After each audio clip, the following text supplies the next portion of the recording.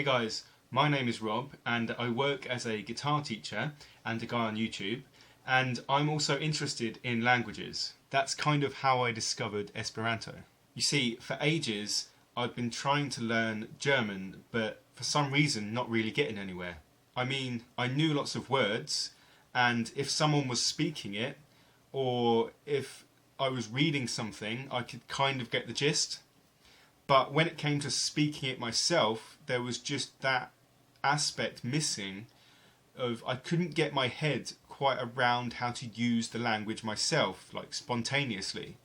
Or maybe I was just kind of nervous to use it with people when the grammar wasn't perfect, or I would forget words all the time. One day I was browsing through YouTube and came across a video talking about how to effectively learn languages. The guy in the video was Swedish, and I think he spoke loads of other languages, and I think he taught in Russia, but his English was perfect. And he said, learning Esperanto really helps when you're learning other languages.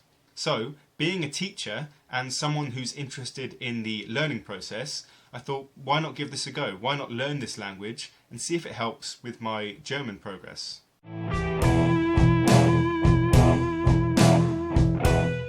Esperanto is a constructed language. That means it's not a language that has naturally happened in a country, but someone's invented it. And it's designed to be as easy as possible to help with international communication. In fact, a lot of it is very literal, so there's no room for misunderstanding. And let's be realistic, not everyone in the world speaks, is able to speak, or is willing to speak English. I mean, English isn't exactly the easiest language in the world to learn. It can take people years and years of their lives, whereas Esperanto can be learned in literally months. Yep, just because it's your native language and you find it easy, doesn't mean it's an easy language in general. Once I actually started to look into it, I found that Esperanto is all over the internet. So I could talk with people all over the world and make friends with people all over the world in a way that just would not be possible through English alone. There are lots of Esperanto websites. I'll link to some of those in the description.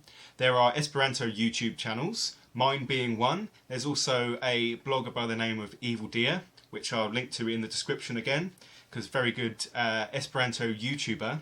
There are also lots of Esperanto Twitter accounts and Esperanto radio. According to Wikipedia, there is an estimated 2 million speakers of Esperanto. And just think of this, you could be speaking in Esperanto to someone in China without having to learn Chinese and without them having to know any English. This is obviously really useful if you want to talk to people all over the world and make friends with people all over the world. You can learn about lots of different cultures and the possibilities are endless, really. There's also the Esperanto city, or Esperanto Urbo in Esperanto, Herzberg am Harz in Germany, where you have the signs and they're all in German and like the second language of the city, Esperanto.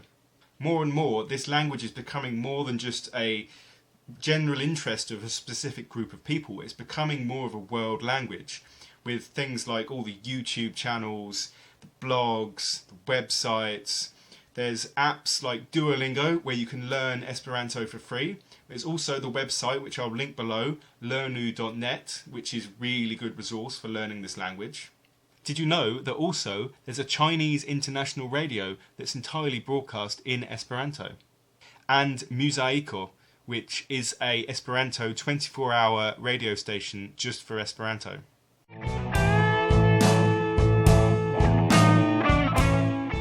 So, why would anyone learn this language? Well, first of all, it really does help with learning other languages. Natürlich, mein Deutsch ist jetzt nicht perfekt, aber ich kann es wirklich benutzen. There are some people, including teachers, who say that this language should be taught in schools to young children so that they acquire the skills of speaking another language before going on to learning French or German or whatever language the school decides to teach at a later age. It's also a great way to make friends with people from different countries and learn about other cultures and other things going on in the world that you would not have access to just using English. Not only that, It has its own culture, not just on the internet, but there are books, magazines, and music all in Esperanto. Just in case you don't believe me, this book is entirely in Esperanto. Do, se vi ŝatas mian filmeton, ŝatu ĝin, diskunigu ĝin, kaj bonvolu aboni mian kanalon. Ĝis la venonta filmeto.